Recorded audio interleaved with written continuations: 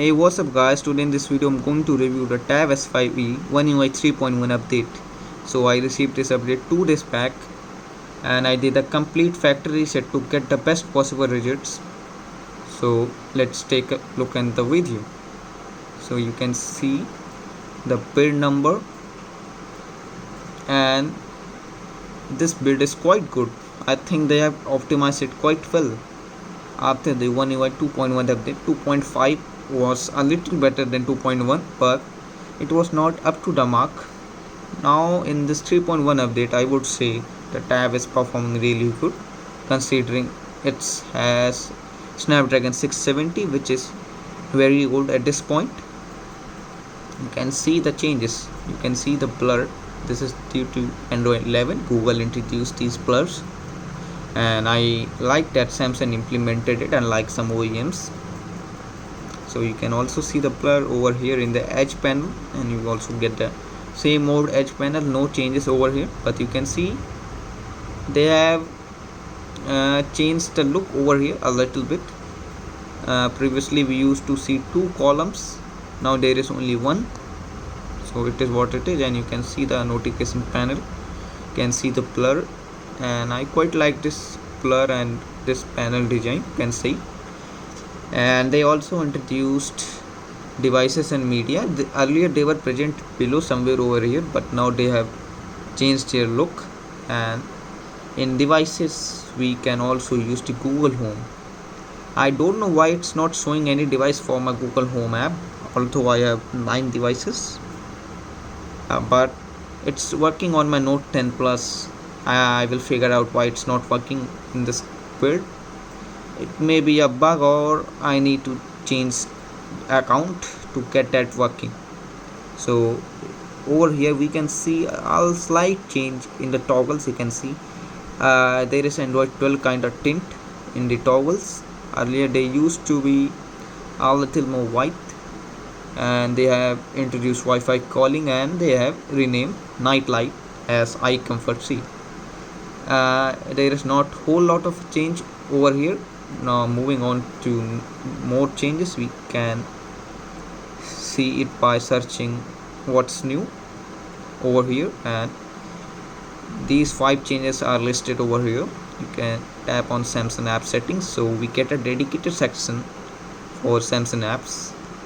I think this is copied from iOS. I think they also have this kind of thing, or maybe not. So it's cool that we get kind of grouping in apps, and we get what do we get in battery. I can't find much change over here. I don't see any change over here. If you find any change, you can comment down and let me know. Maybe they have added this graph, but I'm not sure.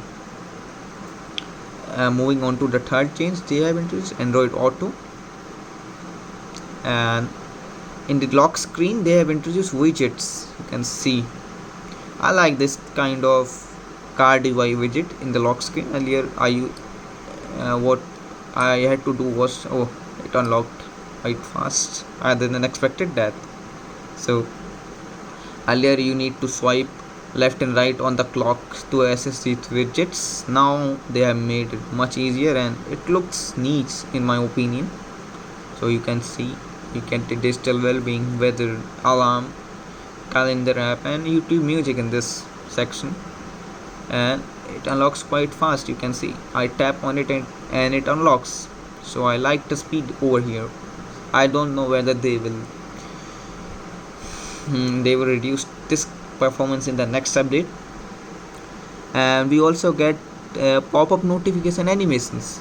I don't know if it was present earlier, but I only noticed it in this update. You can see you can have different animations for the pop-up with pop-ups. You can see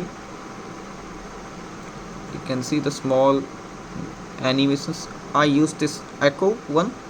It's similar to edge lighting, what we see in OnePlus devices. I don't see much change over in the notification area, apart from the Android 11 changes, which was notification history. You can see notification history and floating notifications. You can see You can have Android 11 Bubbles or Samsung's version of Bubbles, which is known as Smart Pop-up View. You can add apps and all. You also get the new volume panel. For some reason it was not working, but I have actually changed it a little bit by good luck, but it's quite similar to this one, what we see in official One UI 3.1 update. So moving on the next change, it's in the text menu. You can see it takes quite a while to switch to text mode. I hope Samsung can reduce this time in the next update. And here we are in the text mode, and we can also use navigation gestures. I don't know if it was present in earlier update, but this is what I noticed after this update only. You can see you can swipe up and down.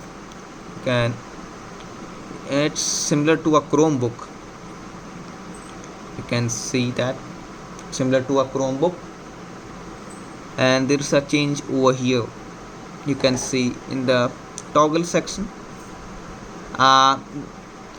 similar to what we see in normal One UI home, but I like this one. Looks a little bit modern, and there are nothing new changes apart from the camera improvements and performance improvements, and they have smoothened the animations. So this is for the video, guys. Hope you like it.